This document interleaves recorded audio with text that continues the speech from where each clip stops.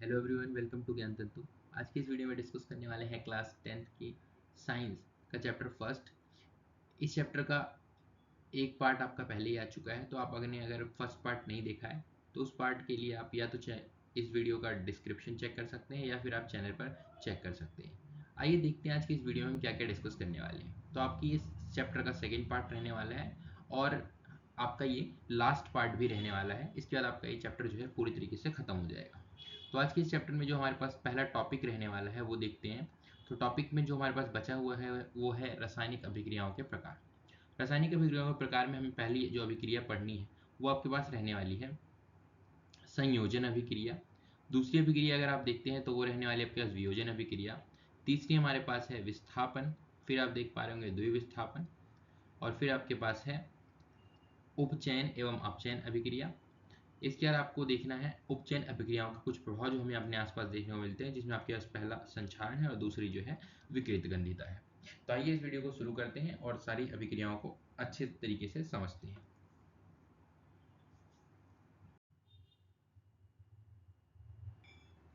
आइए सबसे पहले कुछ सामान्य बातों को समझते हैं, कुछ सामान्य अभिक्रियाओं को समझते हैं कि आप बार बार इस चैप्टर के अंदर देखें, कभी भी आपने धातु की अभिक्रिया ऑक्सीजन से करवाई तो आपको धातु ऑक्साइड मिलेगा।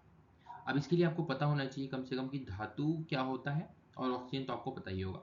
तो अगर मैं धातु एक Mg, मैग्नीशियम एक धातु है, इसकी अभिक्रिया हमने ऑक्सीजन से करवाई, इसकी अभिक्रिया अगर हमने ऑक्सीजन से करवाई तो हमें मैग्नीशियम ऑक्साइड मिलता है। यानी कभी भी आप धातु की अभिक्रिया ऑक्सीजन से करवा रहे हैं तो जो आपके पास बन के आएगा, जो आपके पास उत्पाद आता है, उत्पाद हमेशा आपके पास क्या बनने वाला है, तो आप कहेंगे उत्पाद जो आपके पास बनेगा वो आपके पास रहने वाला है धातु ऑक्साइड। ठीक है। इसी तरीके से अगर आप देखते हैं एक और एग्जांपल, तो कॉपर एक धातु है, इसकी अभिक्रिया हमने ऑक्सीजन से करवाई है तो वो बना देता है आपका कॉपर ऑक्साइड। इसी तरीके से आप कोई भी धातु लेते हैं, उसकी अभिक्रिया ऑक्सीजन से करवाते हैं तो आपको धातु ऑक्साइड मिल जाता है। इस तरीके से एक और आप अभिक्रिया याद कर सकते हैं, कभी भी आपने धातु कार्बोनेट को अगर हीट किया यानी ऊष्मा दी, तो ऊष्मा देने से वो दो चीज़ों में टूट जाता है, एक आपके पास धातु ऑक्साइड बन जाएगी और एक कार्बन डाइऑक्साइड हमेशा फिक्स मिल जाएगी। जैसे कि अगर आप देखते हैं तो यहाँ पे आपके पास CaCO3 को हमने ऊष्मा दी है।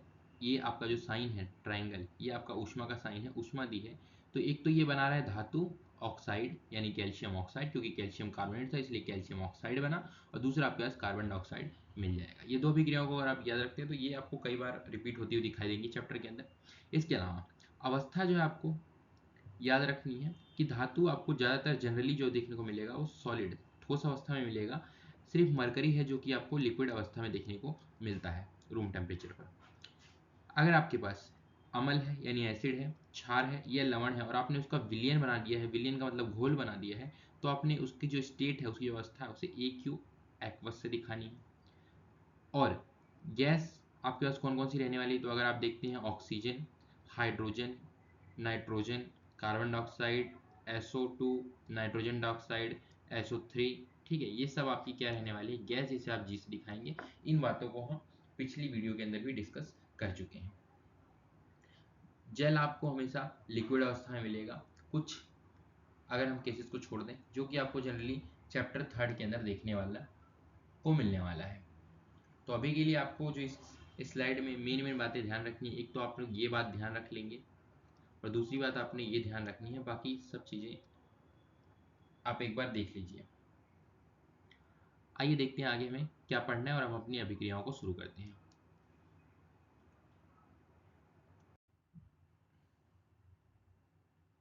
आइए सबसे पहले समझते हैं हम ऊष्माक्षेपी रासायनिक अभिक्रिया यानी एक्सोथर्मिक रिएक्शंस और ऊष्माशोषी यानी कि एंडोथर्मिक रिएक्शंस कौन सी होती है। तो देखेंगे अगर आप ऊष्माशोषी वर्ड आ रहा है तो ऊष्माशोषी में आप देखते हैं तो ये अवशोषण वाला वर्ड ही है। ठीक है, अवशोषण से ही आया है आपका शोषी वर्ड। अवशोषण का मतलब क्या है कि ऐसी कोई भी रासायनिक अभिक्रिया जिसमें आपको ऊष्मा देनी पड़ रही है यानी ऊष्मा अवशोषित हो रही है, उसे आप कह देते हैं ऊष्माशोषी रासायनिक अभिक्रिया। ऊष्माशोषी रासायनिक अभिक्रिया, मान लीजिए आपने ए की रिएक्शन बी से करवाई और आपको यहाँ पे हीट देने की जरूरत पड़ रही है यानी ऊष्मा देने की जरूरत पड़ रही है, तो आप इसे कहेंगे कि ये आपकी कौन सी अभिक्रिया है, ऊष्माशोषी अभिक्रिया, यानी ऐसी रासायनिक अभिक्रिया जिसमें ऊष्मा का अवशोषण होता है। आपको उस अभिक्रिया को कंप्लीट करवाने के लिए, पूर्ण करने के लिए ऊष्मा देने की आवश्यकता पड़ती है, उसे आप कहते हैं ऊष्माशोषी अभिक्रिया या एंडोथर्मिक रिएक्शन। साथ ही आपको दूसरी जो अभिक्रिया ध्यान रखनी है वो है आपके पास ऊष्माक्षेपी रासायनिक अभिक्रिया, ऊष्माक्षेपी रासायनिक अभिक्रिया यानी एक्सोथर्मिक रिएक्शंस। एक्सोथर्मिक रिएक्शंस कौन सी होती हैं?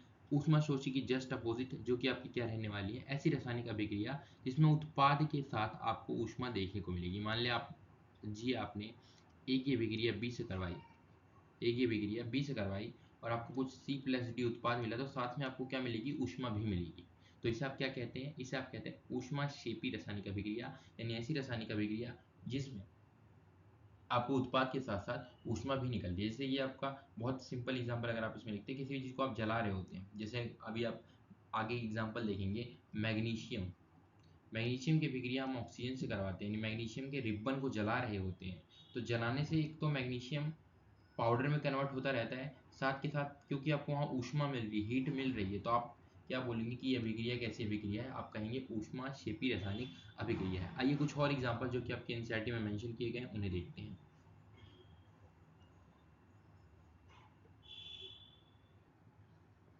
तो जो पहली अभिक्रिया हमारे पास वो है प्राकृतिक गैस का जलना, तो आप CH4 मीथेन को आप कहते हैं मीथेन, इसे आप कहते हैं प्राकृतिक गैस, और इसको जला रहे हैं यानी ऑक्सीजन से अभिक्रिया करवा रहे हैं। कोई भी चीज़ जलती है तो ऑक्सीजन से अभिक्रिया करती है। तो यहाँ से क्या बनेगा? तो आपको एक तो कार्बन डाइऑक्साइड मिल जाती है, दूसरा आपको वाटर मिल जाता है, और तीसरा आपको जो मिलेगा वो मिलेगी ऊष्मा। तीसरी जो चीज़ आपको मिलेगी, किसी भी चीज़ को जलाते हैं तो वहाँ से हमें क्या मिल जाती है? ऊष्मा मिल जाती है। तो ये आपके पास कैसी अभिक्रिया है? ऊष्माक्षेपी रासायनिक अभिक्रिया है, क्योंकि आपको उत्पाद में क्या देखने को मिल रहा है? ऊष्मा देखने को मिल रही है। अगर आपको अभिकारक की तरफ ऊष्मा देखने को मिले तो आप उसे ऊष्माशोषी कहेंगे। अगर आपको उत्पाद के अंदर ऊष्मा देखने को मिलती है तो आप उसे कहते हैं ऊष्माक्षेपी रासायनिक अभिक्रिया। श्वसन की बात करते हैं। श्वसन में क्या होता है? तो श्वसन में आपने जो ऑक्सीजन इनहेल करी है, जो ऑक्सीजन आपने सांस के द्वारा ली है, उस ऑक्सीजन का आपने जो खाना खाया, उस खाने में मौजूद कार्बोहाइड्रेट के अंदर, या कार्बोहाइड्रेट आप कहेंगे, कार्बोहाइड्रेट ने तोड़ करके, कार्बोहाइड्रेट के टूटने से जो आपके पास ग्लूकोज बनता है C6H12O6 से अभिक्रिया करता है आपका ऑक्सीजन, और ऑक्सीजन क्या बना देता है? वही उत्पाद जो आपने ऊपर लिखे हैं सेम, CO2 H2O, और आपका ऊष्मा की जगह पे आपको यहाँ ऊर्जा मिल रही होगी, क्योंकि ऊर्जा जो है आपका, ऊष्मा ऊर्जा का एक प्रकार होता है, तो ऊष्मा भी ऊर्जा है, और आपकी ऊर्जा यहाँ पे मिल रही है श्वसन के अंदर। तो ये भी आपके पास कैसी अभिक्रिया हो जाती है? आप कहेंगे ऊष्माक्षेपी रासायनिक अभिक्रिया हो जाती है। तो श्वसन आपकी ऊष्माक्षेपी रासायनिक अभिक्रिया क्यों है? क्योंकि जो आपका ग्लूकोज है, जो आपने खाना खाया, उसके अंदर उपस्थित जो कार्बोहाइड्रेट है वो कन्वर्ट होता है, वो परिवर्तित हो जाता है ग्लूकोज के अंदर, और जो ग्लूकोज है वो अभिक्रिया करता है ऑक्सीजन के साथ, और आपका कार्बन डाइऑक्साइड, वाटर, और आपके शरीर के लिए ऊर्जा बनाने का कार्य करता है। तीसरा आप देखते हैं साग सब्जियों का अपघटन। इसमें कोई रासायनिक अभिक्रिया नहीं लिखनी है, आपको बस याद रखना है कि साग सब्जियों का जो अपघटन होता है वो आपके पास क्या रहता है? ऊष्माक्षेपी रासायनिक अभिक्रिया का उदाहरण रहता है। तो आई होप आपको ये समझ में आया होगा कि ऊष्माक्षेपी और ऊष्माशोषी रासायनिक अभिक्रियाएं क्या होती हैं। आपको ये दो अभिक्रियाएं, प्राकृतिक गैस का जलना, श्वसन, ये अभिक्रियाएं याद होनी चाहिए।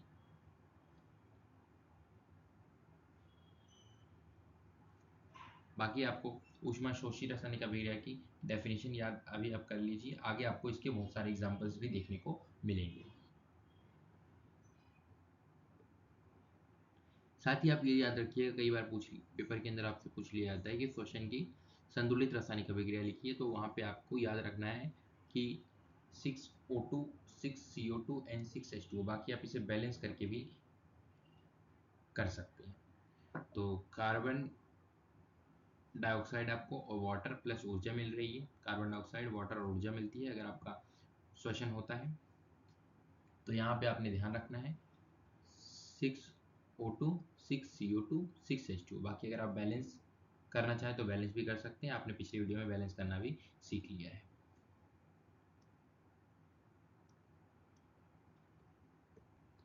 आइए देखते हैं अगली अभिक्रिया कौन सी है, उसे समझते हैं।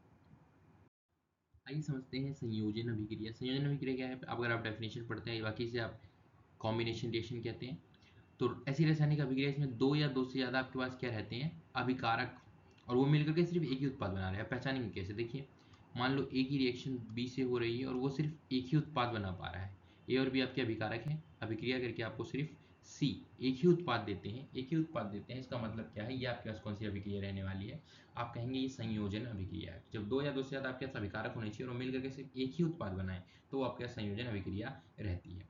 एक एग्जाम्पल जो आपकी बुक के बिल्कुल स्टार्टिंग में दिया गया है, बिल्कुल शुरुआत में ही दे दिया गया है, वो आपके पास मैग्नीशियम रिबन को जब आप जलाते हैं ऑक्सीजन की प्रेजेंस में तो आपको मैग्नीशियम ऑक्साइड जो है मिलता है। और आप देख पा रहे हो यहाँ पे ये जो अभिक्रिया कुछ A+B यानी दो अभिकारक मिलकर के सिर्फ एक ही उत्पाद, कोई C उत्पाद बना रहे हैं, तो इसे आप कह देते हैं कॉम्बिनेशन रिएक्शन या संयोजन अभिक्रिया। इसके कुछ और एग्जांपल आप देखते हैं तो आपका कोयले का जलना, कोयले के अंदर क्या है आपके पास कार्बन, कार्बन किससे जलेगा तो ऑक्सीजन की उपस्थिति में जलेगा और क्या बना देता है, CO2 बना देता है, तो कार्बन डाइऑक्साइड बन जाता है। जल का बनना, जल अगर आप देखते हैं तो H2O आपके पास फॉर्मूला होता है जल का, H2 आपके पास जल का फॉर्मूला होता है, तो जब हाइड्रोजन मिलता है ऑक्सीजन के साथ में तो वो बना देता है आपके पास जल। क्योंकि यहाँ पे दो अभिकारक है और मिलकर के सिर्फ एक ही उत्पाद बना रहे हैं तो आप कहते हैं कि ये क्या है, संयोजन अभिक्रिया का उदाहरण है। ठीक है, आप तीसरा एग्जाम्पल ये याद कर सकते हैं। और आपके पास जो तीसरा एग्जाम्पल रहने वाला है वो रहने वाला है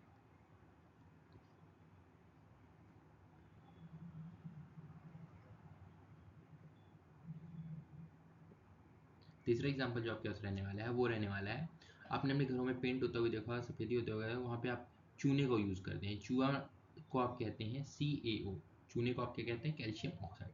और कैल्शियम ऑक्साइड जब आप चूना लेते हैं तो उसको डाल देते हैं पानी के अंदर, और पानी के अंदर डालने के बाद जो एक पेस्ट बनता है, जो एक विलियन सा बन गया, उस पेस्ट को आप बोलते हैं कैल्शियम हाइड्रोक्साइड, कैल्शियम हाइड्रोक्साइड। और ये जो आपके पास कैल्शियम हाइड्रोक्साइड है और ये आपके पास कैल्शियम ऑक्साइड है, इसका आपको नाम भी दिया गया है एनसीईआरटी में, तो वो नाम आपने याद रखना है। और वो नाम क्या है, कैल्शियम ऑक्साइड को आप कहते हैं बिना बुझा हुआ चूना, बिना बुझा हुआ चूना। और जो आपके पास कैल्शियम ऑक्साइड की अभिक्रिया पानी के साथ करवाने पे, जल के साथ करवाने से जो कैल्शियम हाइड्रोक्साइड बना, इसे आप कहते हैं बुझा हुआ चूना, बुझा हुआ चूना। ये बात आपने ध्यान रखनी है। अच्छा, अब यहाँ पे आप एक चीज़ देखिए, जैसे आपने पेंट होने के बाद अगर आपने दीवारों को देखा होगा तो जो दीवारें आपकी होती हैं, दीवारों पे एक चमक आती है, एक शाइनिंग आती है। वो चमक या शाइनिंग किसकी वजह से आ रही है, तो ये भी आपके एनसीईआरटी मेंशन आप याद कर सकते हैं कि जब आपने पेंट करा कैल्शियम हाइड्रोक्साइड को दीवारों के ऊपर, तो जो हमारे वातावरण में कार्बन डाइऑक्साइड होगी वो उससे अभिक्रिया करती है और कैल्शियम कार्बोनेट बना देती है, कैल्शियम कार्बोनेट बना देती है, साथ में जल बनता है, जल बनता है। तो यहाँ से आप जो देख रहे हैं, जो आपकी दीवारों में चमक आ रही है, वो चमक आपको कैल्शियम कैल्शियम कार्बोनेट की वजह से मिलती है। और ये जो आपका कैल्शियम कार्बोनेट है, कैल्शियम कार्बोनेट है, ये आपका संगमरमर का भी फॉर्मूला रहता है, संगमरमर का भी क्या रहता है आपके पास, फॉर्मूला रहता है। तो आई होप आपको संयोजन अभिक्रिया क्लियर होगी और इसके सारे एग्जांपल्स भी आपने ये ध्यान रखने हैं। तो आइए देखते हैं नेक्स्ट अभिक्रिया हमारे पास क्या रहने वाली है। बाकी कोई भी अगर आपको डाउट रहता है तो आप कमेंट कर सकते हैं, मैं आपको के डाउट को क्लियर करने की कोशिश करूंगा। आइए देखते हैं नेक्स्ट अभिक्रिया क्या रहने वाली है।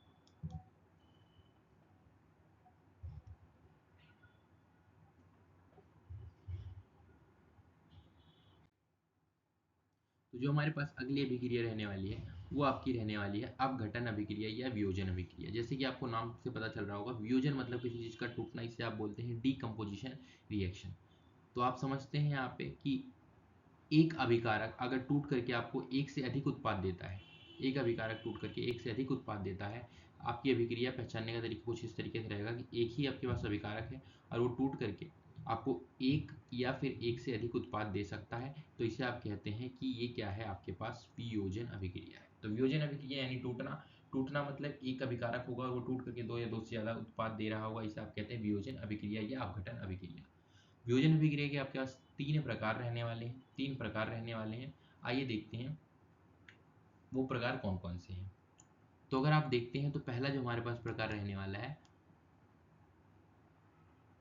वो रहने वाला है आपके पास विद्युतीय वियोजन। और विद्युतीय वियोजन का आप अगर आप एग्जाम्पल लिख लेते हैं तो आपके पास हो जाता है पानी, पानी को आप तोड़ सकते हैं विद्युत की सहायता से, तो वो H2+O2 के अंदर टूट जाता है।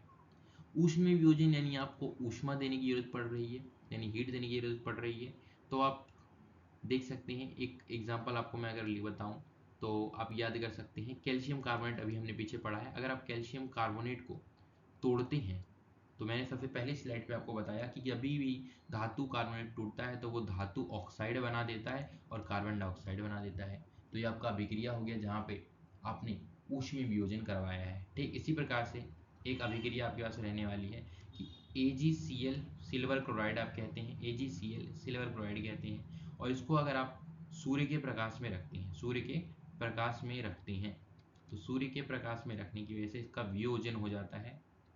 सूर्य के प्रकाश में रखने से इसका वियोजन हो जाता है और ये Ag और Cl को अलग कर देता है। क्योंकि Cl गैस की फॉर्म में आती है इसलिए आप इसे Cl2 लिख देते हैं।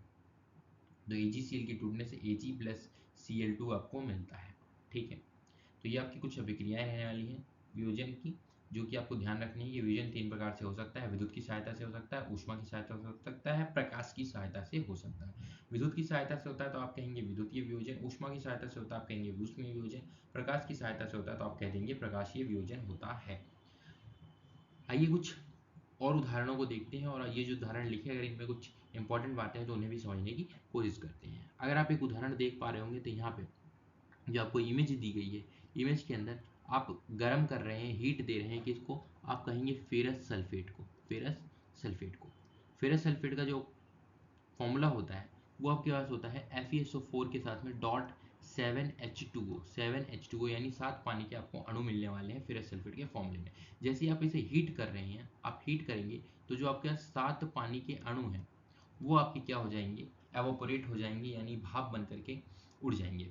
तो आपके पास जो बचता है वो क्या बच जाएगा, तो आप कहेंगे फेरिक ऑक्साइड बचता है, SO3 गैस और एक आपके पास SO3 नहीं है, एक आपके पास SO2 गैस और एक SO3 सल्फर डाइऑक्साइड गैस और सल्फर ट्राइऑक्साइड गैस मिलने वाली है। तो आपको ध्यान रखना है जो आपके पास फेरस सल्फेट है, फेरस सल्फेट है, इसका कलर आपके पास हरा रहने वाला है, ग्रीन रहने वाला है। और जो आपके पास Fe2O3 आता है इसका कलर आपके पास रेडिश ब्राउन, लाल भूरा कलर रहने वाला है, लाल भूरा कलर रहने वाला है।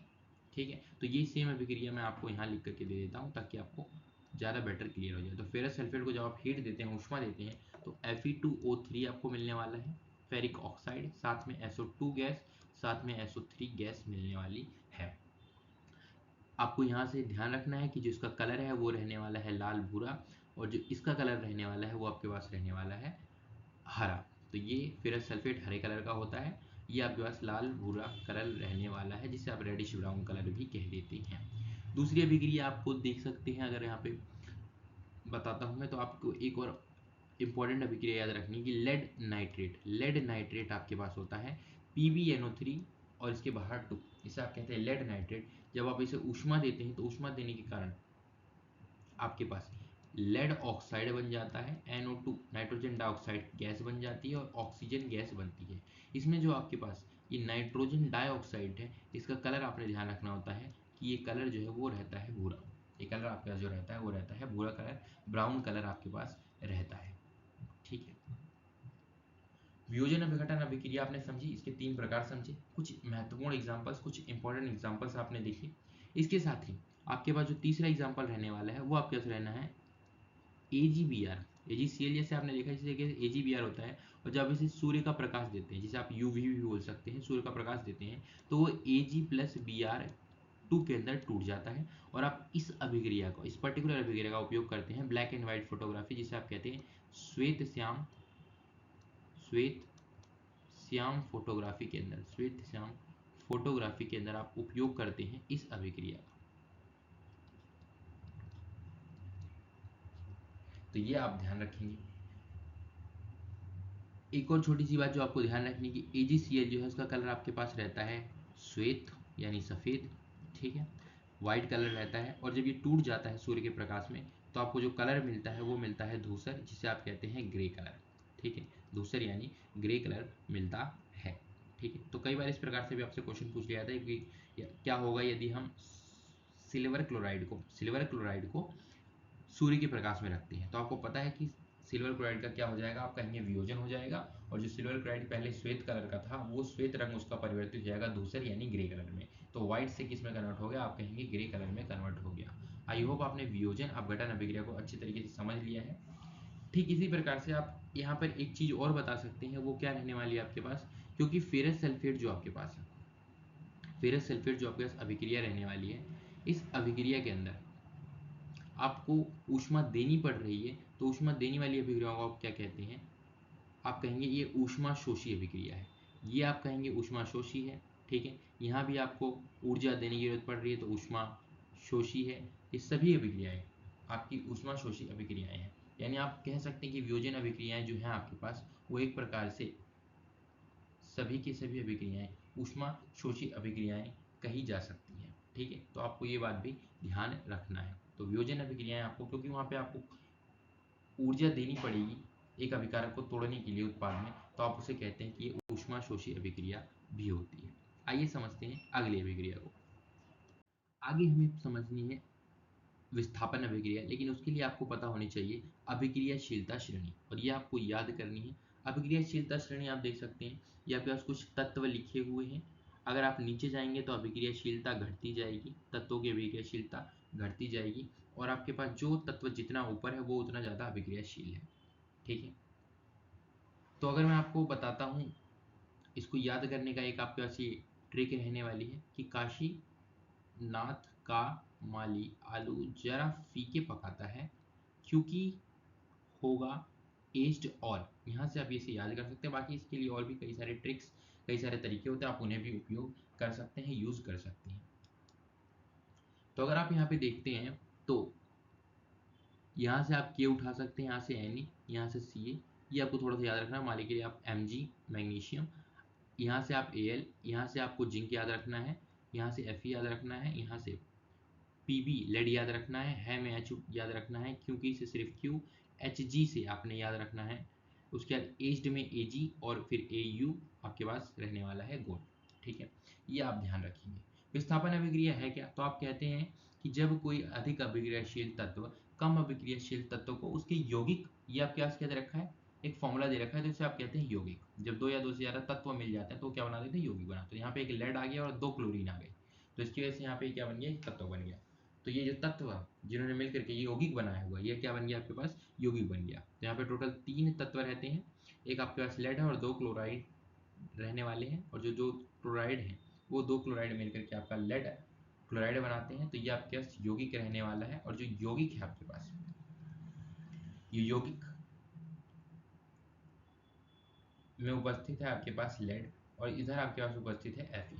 क्योंकि अगर आप टेबल देखते हैं तो Fe और लेड में Fe ज़्यादा ऊपर है, तो Fe जो है आपके पास, वो लेड को उसके यौगिक से, उसके विलयन से विस्थापित कर सकता है। तो आप यहाँ लिख देते हैं कि Fe तो चला जाएगा, Cl2 बना देगा, और जो आपके पास लेड है वो बाहर आ जाएगा। ठीक इसी प्रकार से अगर आप देखते हैं विस्थापन अभिक्रिया, CuCl2 की अभिक्रिया लेड से करवाते हैं, तो आप देखेंगे कि कॉपर आपके पास यहाँ है और लेड आपका ऊपर है, यानी लेड तो अधिक अभिक्रियाशील है, यानी लेड क्या कर सकता है, कॉपर की जगह ले सकता है, तो वो PbCl2 बना देता है और आपका कॉपर बाहर हो जाता है।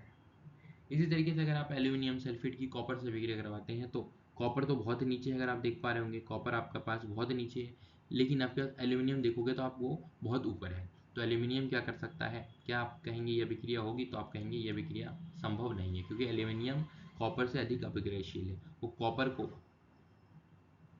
अपने आप को सॉल्यूशन से, या बोल दो विलियन से, या बोल दो लवण से हटाने ही नहीं देगा। ठीक है, तो ये अभिक्रिया संभव नहीं है। इस तरीके से अगर आप जिंक देखते हैं और मैग्नीशियम देखते हैं, तो आपको पता है मैग्नीशियम सबसे ऊपर आपको यहाँ दिख रहा होगा, और मैग्नीशियम जिंक जो है आपको यहाँ नीचे दिख रहा है। तो आपको पता है जो अधिक अभिक्रियाशील तत्व है वो कम अभिक्रियाशील को विस्थापित कर सकता है, लेकिन कम अभिक्रियाशील तत्व अधिक वाले को नहीं कर सकता है। तो ये अभिक्रिया भी आपके पास नहीं होने वाली है। तो आई होप आपको थोड़ा होगा पता चल गया होगा विस्थापन अभिक्रिया करवानी कैसे है। उसके लिए आपको ये अभिक्रियाशीलता श्रेणी पता होनी चाहिए। आइए अब देखते हैं विस्थापन अभिक्रिया को डिटेल में।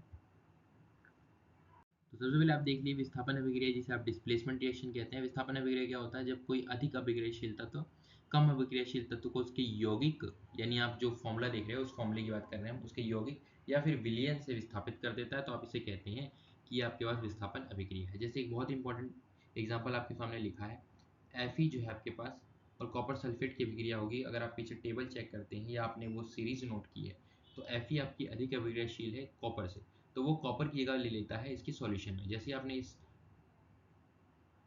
कील को, लोहे की कील को कॉपर सल्फेट के सॉल्यूशन में डाला तो कॉपर सल्फेट का जो विलियन है उसका कलर चेंज हो जाता है और वो बन जाता है ग्रीन।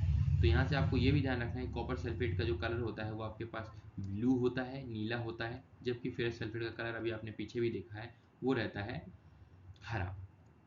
और ये हुआ क्यों, तो आप कहेंगे इसका रीज़न है कि जो Fe है आपके पास आयरन, उसने कॉपर को उसके विलियन से क्या कर दिया है, विस्थापित किया है, इसके कारण जो विलियन है उसका कलर आपका चेंज हो जाता है। आइए कुछ और एग्जांपल समझते हैं। वैसे तो आपने पीछे एग्जांपल्स देख लिए हैं, लेकिन कुछ और एग्जांपल्स हम देख लेते हैं। जैसे अगर आप Pb की अभिक्रिया CuCl2 से करवाएंगे तो आप अगर आप पीछे देखते हैं अपनी सीरीज को, अभिक्रियाशीलता श्रेणी को, तो Pb जो है अधिक अभिक्रियाशील होने के कारण Cu को उसकी जगह से विस्थापित करेगा और वहाँ पे खुद आ जाता है। तो कुछ अभिक्रिया आपकी इस प्रकार से देखने को मिलती है। एक अभिक्रिया आपने यहीं पे देख ली कि Fe की अभिक्रिया अगर मैं CuSO4 से करवा रहा हूँ तो क्योंकि Fe बहुत ज़्यादा अभिक्रियाशील है तो वो जगह ले लेगा कॉपर की, तो ये आपके पास FeSO4 जैसा कुछ दिखाई देगा और आपके पास ये कॉपर बाहर आ जाएगा। ठीक इसी प्रकार से अगर आप जिंक की अभिक्रिया कॉपर सल्फेट से करवा देते हैं तो आपको पता होगा, ये अभिक्रियाएं आपके एनसीईआरटी के अंदर मेंशन की गई हैं तो इसलिए मैंने यहाँ पे आपको एग्जांपल में लिखवा दिया है। जिंक अधिक अभिक्रियाशील है कॉपर से, तो आप जिंक सल्फेट बना देंगे, साथ में कॉपर जो है वो बाहर चला जाएगा। आई होप आपको विस्थापन अभिक्रिया क्लियर हो गई होगी। अगर आपको विस्थापन अभिक्रिया करवानी है तो उसके लिए आपको अभिक्रियाशीलता श्रेणी पता होनी चाहिए। बाकी यहाँ से आप कलर याद रखेंगे, कॉपर सल्फेट का कलर नीला होता है, कॉपर सल्फेट का कलर नीला होता है, जबकि आपके पास फेरस सल्फेट का जो कलर रहने वाला है वो हरा रहने वाला है। ठीक है, और कलर चेंज क्यों हुआ, तो आप कहेंगे फेरस सल्फेट में बनाने के लिए जो आपके पास Fe है जो कि अधिक अभिक्रियाशील है, उसने कॉपर को उसके सॉल्यूशन उसके विलेन से विस्थापित कर दिया। आइए देखते हैं अगली अभिक्रिया जो कि हमारे पास रहने वाली है द्विविस्थापन अभिक्रिया। द्विविस्थापन अभिक्रिया या डबल डिस्प्लेसमेंट रिएक्शन आपके पास क्या रहने वाली है, तो ऐसी अभिक्रिया जिसमें आपका अभिकारकों के बीच आपको क्या देखने को मिल रहा है, आयनों का आदान प्रदान देखने को मिलता है। आदान प्रदान मतलब आयन जो है आपके पास वो अपने आयनों को एक दूसरे के साथ ट्रांसफर कर रहे होंगे, आदान प्रदान कर रहे होंगे, तो उसे आप कहते हैं द्विविस्थापन अभिक्रिया। तो सबसे पहले समझते हैं द्विविस्थापन अभिक्रिया। मान लीजिए आपके एनसीईआरटी का जो एग्जांपल है, सोडियम सल्फेट की अभिक्रिया करवाई गई है बेरियम क्लोराइड के साथ में, बेरियम क्लोराइड के साथ में, तो आपका जो उत्पाद बनता है वो क्या बनता है आप देखेंगे। तो यहाँ पे आयनों का आदान प्रदान होगा। अगर आपने हमारा रासायनिक सूत्रों को लिखने वाली वीडियो देखी होगी तो वहाँ पे हमने बताया था आयन जो होते हैं उनके ऊपर किसके ऊपर कितना चार्ज होता है। तो आपको पता होगा कि सोडियम जो है उसके ऊपर +1 का चार्ज होता है, सल्फेट पे -2 का चार्ज होता है, इस पे +2, इस पे -1 का चार्ज होता है। तो यहाँ पे आपको सोडियम आयन दिख रहा है, सल्फेट आयन दिख रहा है, सोडियम आयन आपको दिख रहा है, सोडियम आयन आपको दिख रहा है, सल्फेट आयन दिख रहा है, सल्फेट आयन दिख रहा है, बेरियम आयन दिख रहा है, क्लोराइड आयन दिख रहा है। इनका आपस में हो जाएगा आदान प्रदान यानी एक्सचेंज, तो इसे आप कहते हैं द्विविस्थापन अभिक्रिया। सोडियम जो है वो चला जाएगा दूसरे वाले नेगेटिव के साथ में यानी NaCl के साथ में, तो ये बन गया आपके पास NaCl। सोडियम क्लोराइड का फॉर्मूला हमने NaCl क्यों लिखा ये भी आपको बताया गया है लास्ट वीडियो के अंदर, जिसमें हमने आपको सूत्रों को लिखना सिखाया है। आपने अगर वो वीडियो नहीं देखी तो आप चेक कर सकते हैं, या तो डिस्क्रिप्शन में आपको लिंक मिल जाएगा या फिर आप चैनल पर भी देख सकते हैं। उसके अगर आप देख रहे होंगे तो बेरियम जो कि प्लस है और आपके सल्फेट माइनस है, ये दो आपके पास कंबाइन करेंगे, अपना आयन ट्रांसफर करेंगे, तो ये बन जाता है BaSO4 प्लस। और जो आपके पास BaSO4 है इसकी बनती है अवशेप। अवशेप आपके पास कोई भी ऐसा पदार्थ होता है जो किसी भी रासायनिक अभिक्रिया में आपकी बीकर या फिर आपकी परख नली के अंदर नीचे जाकर के पाउडर जैसा बैठ जाता है। अगर आप यहाँ पे देख पा रहे होंगे तो इस अभिक्रिया में यहाँ नीचे आपको कुछ पाउडर जैसा दिखाई दे रहा होगा, ये जो पाउडर है आपके पास इसे आप कहते हैं अवशेप। ये आपका अविलेय पदार्थ होता है, अघुलनशील पदार्थ होता है जो किसी भी रासायनिक अभिक्रिया में बनता है।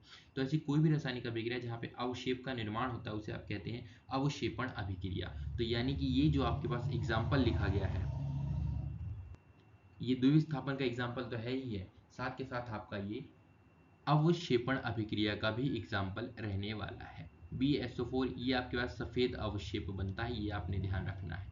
ठीक इसी तरीके से एक और एग्जाम्पल आपको ध्यान रखना है जो कि रहने वाला है लेड नाइट्रेट की अभिक्रिया करवाई जाती है अगर Ki के साथ में, तो यहाँ भी आपको पता होगा कि जो लेड है उसके ऊपर आपके पास जो चार्ज रहने वाला है +2 -1 +1 -1, इसका आप कर देंगे एक्सचेंज यानी कि आदान प्रदान।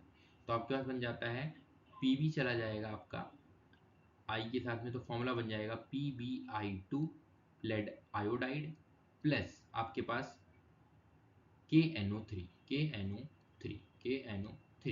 यहाँ पे जो आपके पास PbI2 बना है, इसका कलर आपने याद रखना है, ये कलर आपका येलो होता है, पीला कलर का होता है, यानी ये जो अवशेप बन रहा है यहाँ पर वो किसका बना है, तो आप कहेंगे PbI2 अवशेप जो बना है वो लेड आयोडाइड का बना है।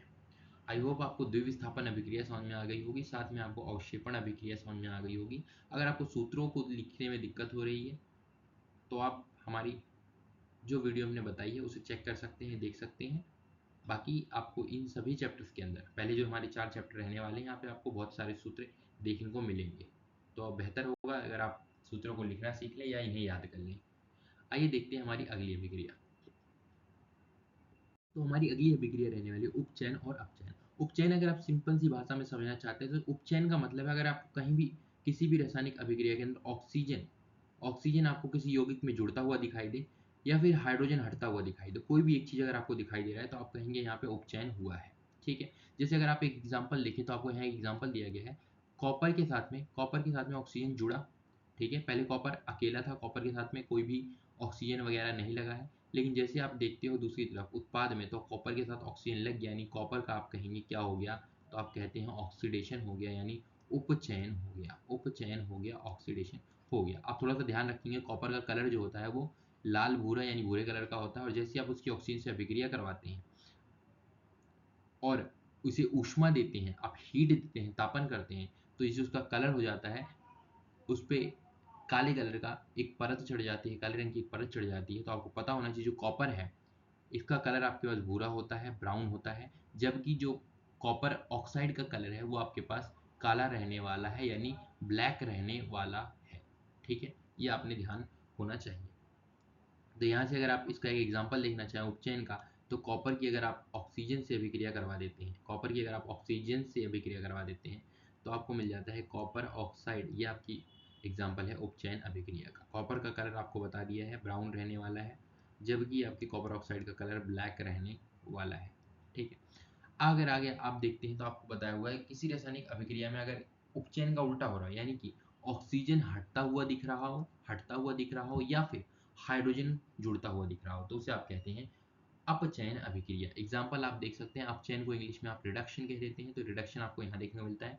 आप देख पा रहे होंगे कॉपर ऑक्साइड जो आपने बनाया था ऊपर, जो कि काले कलर का था, ब्लैक कलर का था, उसकी अगर आपने हाइड्रोजन से अभिक्रिया करवा दी, हाइड्रोजन जोड़ दिया, तो पहले आप देख पा रहे होंगे कॉपर ऑक्साइड के पास ऑक्सीजन था लेकिन अब नहीं, यानी ऑक्सीजन हट गया। ऑक्सीजन का हटना क्या कहलाता है, आप देख पा रहे होंगे उपचयन कहलाता है। ठीक है, सॉरी, अपचयन कहलाता है, उपचयन नहीं कहलाता, अपचयन कहेंगे, अपचयन कहलाता है। लेकिन अगर आप देख पा रहे होंगे हाइड्रोजन जिसके पास पहले ऑक्सीजन नहीं था, लेकिन दूसरी तरफ अगर आप देखते हैं तो उसके पास हाइड्रोजन आ गया है, ठीक है, हाइड्रोजन के साथ कौन आ गया है, तो आप कहेंगे ऑक्सीजन आ गया है। तो हाइड्रोजन के साथ अब ऑक्सीजन आ गया, यानी इसका हो गया आपके पास उपचयन। इसका आपके पास क्या हो गया, आप कहेंगे इसका तो हो गया उपचयन, यानी ऑक्सीडेशन हो गया, उपचयन हो गया।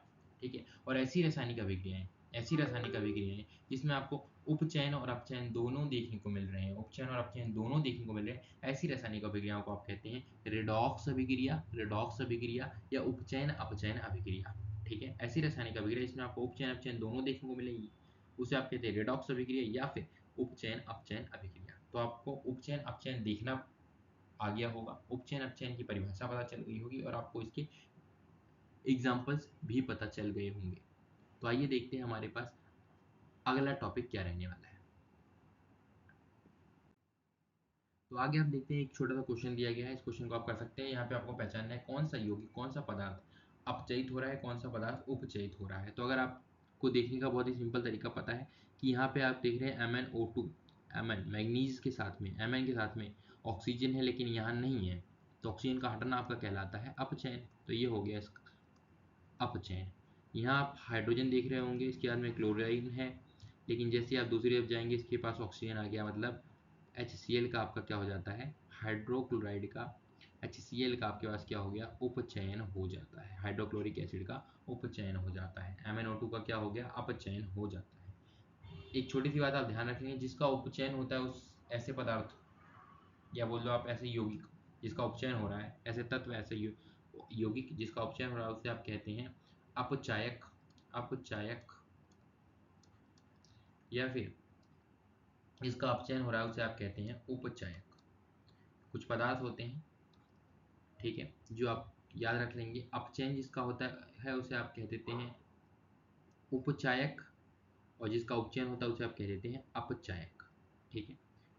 तो ये आप ध्यान रखेंगे। बाकी आप सेकंड पार्ट देखते हैं तो उसमें जिंक के पास में पहले ऑक्सीजन था अब नहीं है, यानी ऑक्सीजन हट गया, तो आप कहेंगे इसका अपचयन हो गया। और कार्बन के पास आप देख पा रहे होंगे पहले ऑक्सीजन नहीं था लेकिन अब आ गया है, तो इसका क्या हो गया, आप कहेंगे उपचयन हो गया। अगर आपसे पूछ लो कौन उपचायक कौन अपचायक, तो आप बोलेंगे जिसका उपचयन हुआ वो अपचायक, जिसका उपचयन हुआ वो अपचायक, और जिसका उपचयन हुआ वो अपचायक, और जिसका अपचयन हुआ वो क्या हो जाएगा, आप कहेंगे उपचायक हो जाएगा, ठीक है। तो ये क्वेश्चन आई होप आपको समझ में आ गया, आपने कर लिया होगा। आइए देखते हैं हमारा नेक्स्ट टॉपिक। हमारे पास जो नेक्स्ट टॉपिक रहने वाला है वो आपका रहने वाला है संक्षारण, ठीक है। संक्षारण आपका क्या होता है, जैसे आप नॉर्मल आप बोलते हैं कि हाँ जंग लगना, इसे आप कहते हैं संक्षारण, ठीक है। संक्षारण जो होता क्या है, तो आप जब भी कोई आपका धातु है बहुत लंबे समय के लिए अम्ल और आर्द्रता यानी नमी की कांटेक्ट में आ जाए, नमी के संपर्क में आ जाता है, तो इसका उपचयन हो जाता है। और उपचयन हो जाता है तो आप कहते हैं जो धातु है वो संक्षारित हो गई है, यानी धातु के अंदर जंग लग गई है, और इस प्रक्रिया को आप संक्षारण की प्रक्रिया कहते हैं।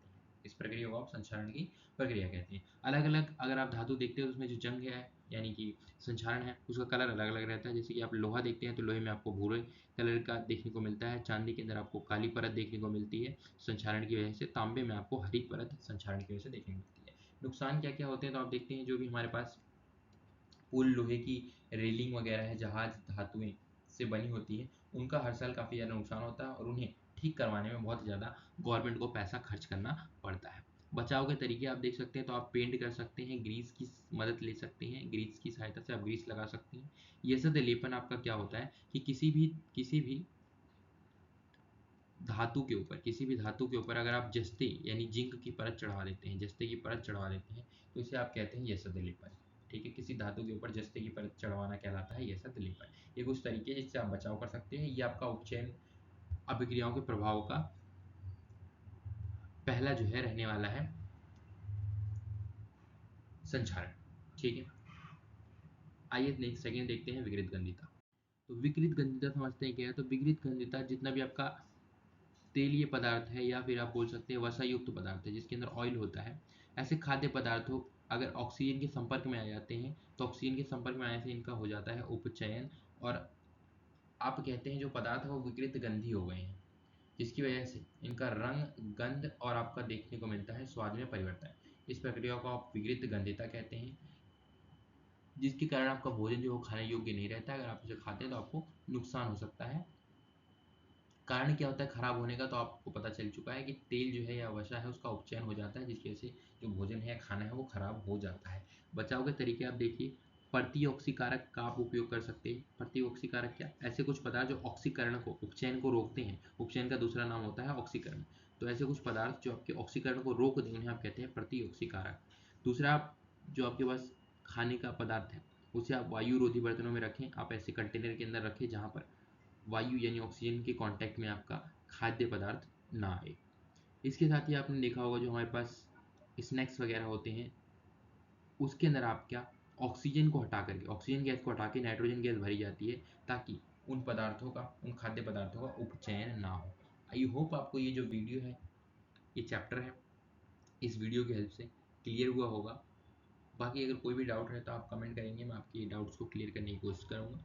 बाकी अगर वीडियो अच्छी लगी हो तो आप वीडियो को लाइक कर सकते हैं, शेयर कर सकते हैं अपने फ्रेंड्स के साथ में। Till then keep study keep shining, मिलते हैं किसी और वीडियो में।